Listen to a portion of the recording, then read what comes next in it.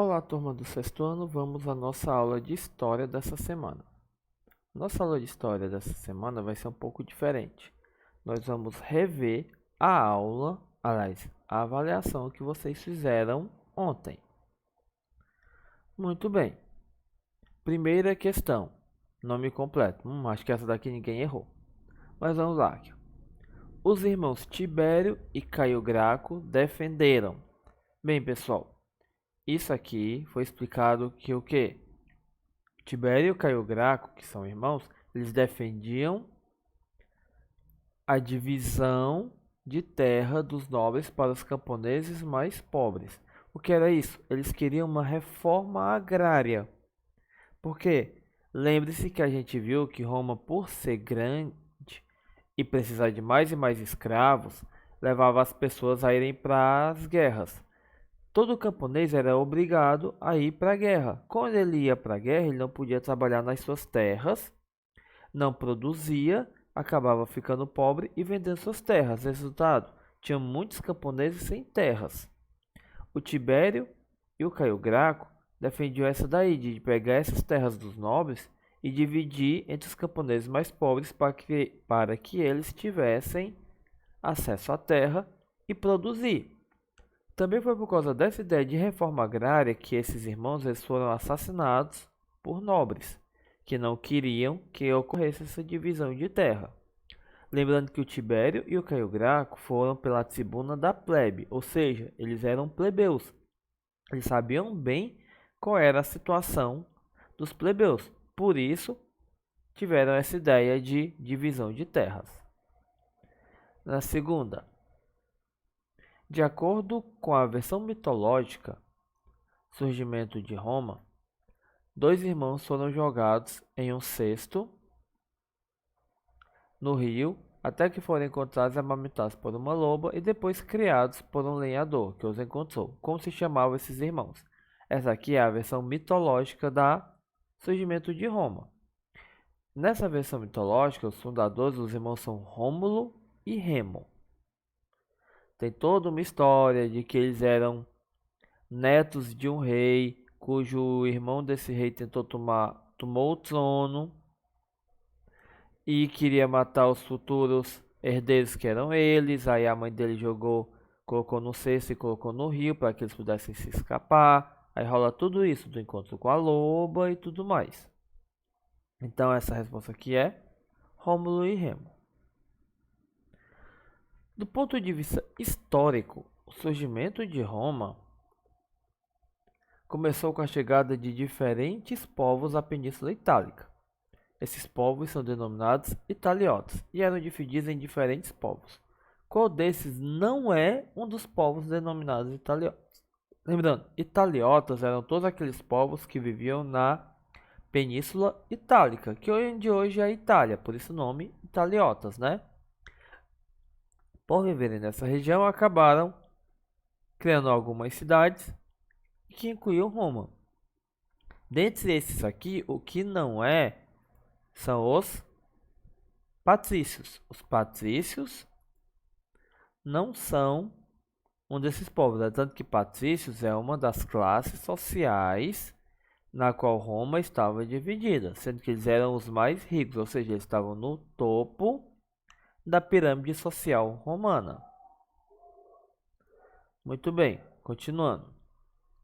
Como todas as civilizações estudadas, a civilização romana também se dividiu em classes sociais, indo dos que tinham mais direitos e terras, por se dizerem que eram descendentes dos fundadores de Roma, até aqueles que não tinham nem a liberdade. Entre essas classes sociais existia a de homens livres, que prestavam favores para os mais poderosos e eram protegidos por eles. Como se chamava essa classe social? Aqui, nas respostas, tem todas as classes sociais. Patrícios no topo, os clientes, os plebeus e, por último, os escravos. No caso, o que responde essa daqui é clientes. Os clientes eram uma classe social de plebeus, homens livres, mas que eles faziam favores e ganhavam a proteção dos patrícios. Com uma força armada composta por mais de 300 mil homens, permitiu que Roma vivesse um período de paz que durou mais de 200 anos. Como esse período ficou conhecido? No livro fala, desse período, e o nome correto desse período é a Pax Romana, que foi nesse período que ficou conhecida a política do pão e circo, que eles davam comida, para a população mais pobre, estava se expandindo, ou seja, o reino estava cada vez mais rico, tinham eventos gratuitos para, digamos assim, distrair a população, não tinha guerra, como eles eram os mais poderosos, eles não tinham conflito com ninguém, ninguém ameaçava eles, então esse período ficou como Pax Romana. Durante o processo de expansão romana, muitos povos foram escravizados e passaram a exercer todos os tipos de funções. Isso fez com que os romanos ficassem sem trabalho, o que levou a muitas revoltas. Para tentar conter essas revoltas, o governo romano passou a vender trigo bem barato e a fazer espetáculos gratuitos, que consistiam em batalhas de gladiadores. Como essa política ficou conhecida? Como eu já falei aqui atrás, foi a política do pão e circo. Muito bem. Foi nessa política do pão e circo que dava, os eventos, trigo barato. Por quê? Com a população alimentada e tendo coisa para se distrair, ela acabava não percebendo todos os outros problemas que Roma tinha. Então ela não causava conflito. Eles estavam sendo intertidos e tinham alimentação, então eles não percebiam os problemas que existiam em Roma. Por isso o nome é política do pão e circo, que até hoje é usada como forma de tentar enganar a população. 7. O movimento expansionista romano levou o Império Romano a se voltar para o mar Mediterrâneo, que era a principal rota comercial daquela época. Mas esse mar já era domínio de outra cidade-estado. Que cidade-estado era essa? Era Cartago, que era uma cidade grega, Era uma colônia grega que se desenvolveu voltada completamente para a navegação e para o comércio. Virou uma cidade-estado gigantesca e muito poderosa, e durante muito tempo era a única a rivalizar com Roma quando se tratava de exército e de controle sobre o mar Mediterrâneo. Mas no final, ela acabou perdendo.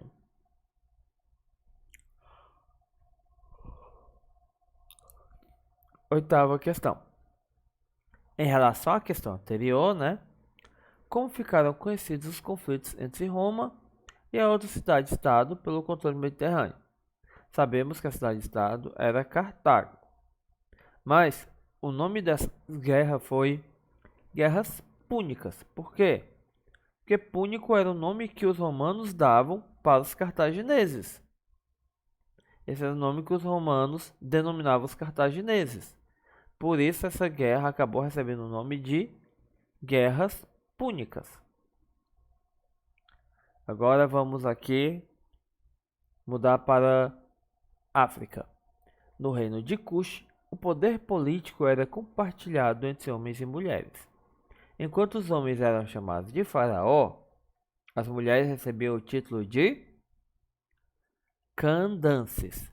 E lembre-se, as mulheres aqui tinham iguais direitos que os homens em todas as esferas sociais. Não era só na nobreza, não.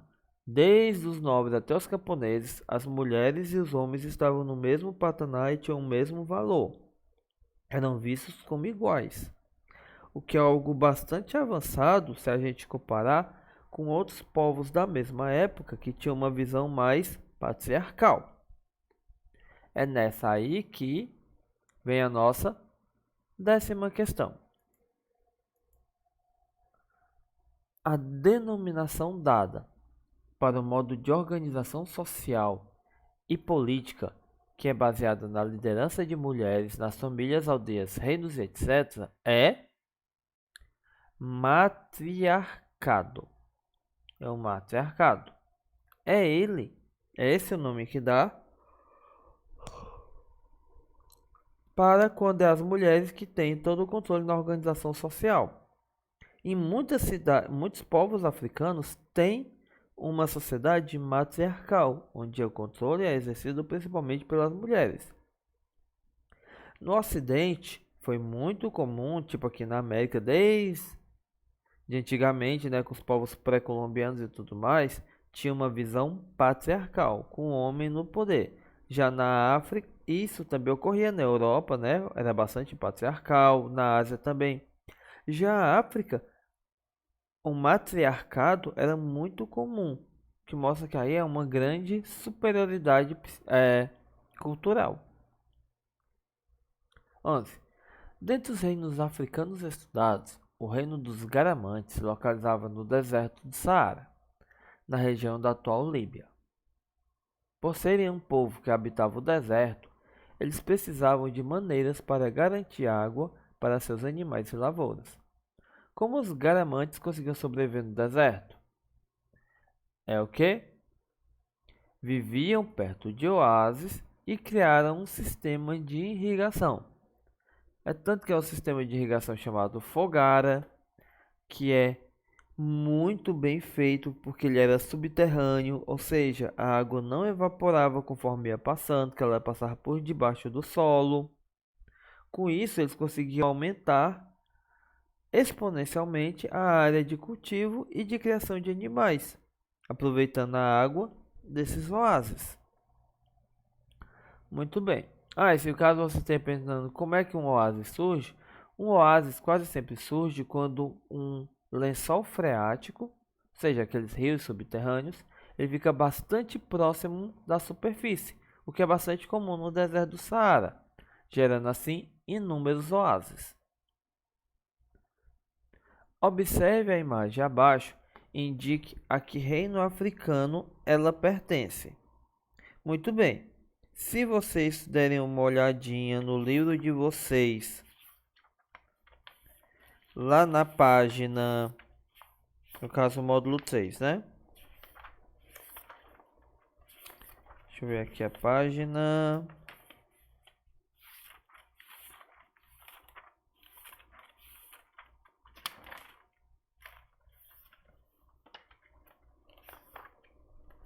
Na página 319, vocês vão ver esse mesmo obelisco aqui, esse obelisco aqui do meio, de um outro ângulo.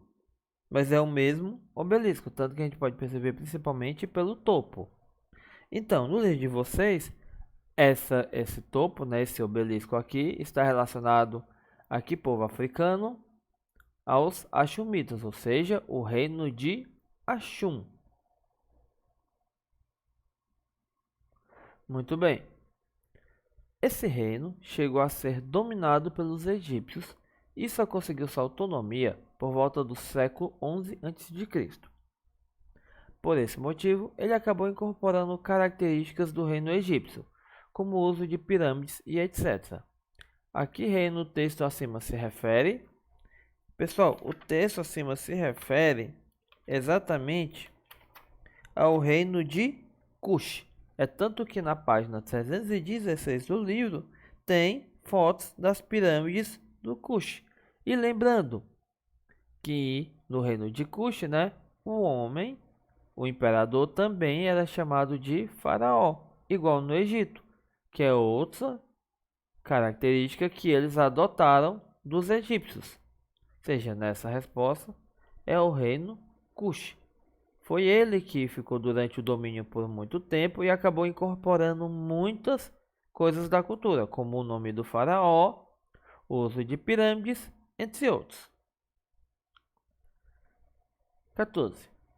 O reino de Axum, devido à sua localização estratégica, acabou por promover um intenso intercâmbio cultural, que se refletiu na sua língua e arquitetura. Esse intercâmbio se deu principalmente pelo comércio, já que os Axumitas comercializavam com diferentes povos vindo de diferentes regiões. Assinale a opção que tem uma região com a qual os Axumitas nunca comercializaram. Pessoal, essa é extremamente fácil. A resposta é a América. Lembre-se, o reino de Axum, ele existia na África. Então ele tinha contato com a Europa, com a Ásia, mas a América, nessa época aí, por exemplo, nem se sabia da existência dela. Ou seja, o único que ele não comercializava era a América, porque era um continente ainda desconhecido para eles. Continuando. Como eram chamadas as pessoas que lutavam em arenas da Roma Antiga? Eram os gladiadores.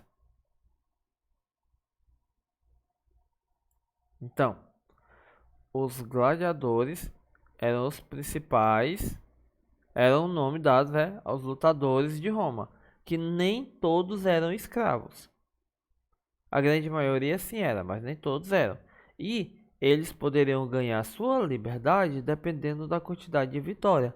Muitos ficavam famosos, tinham até grande dinheiro e influência e recebiam até patrocínio de nobres.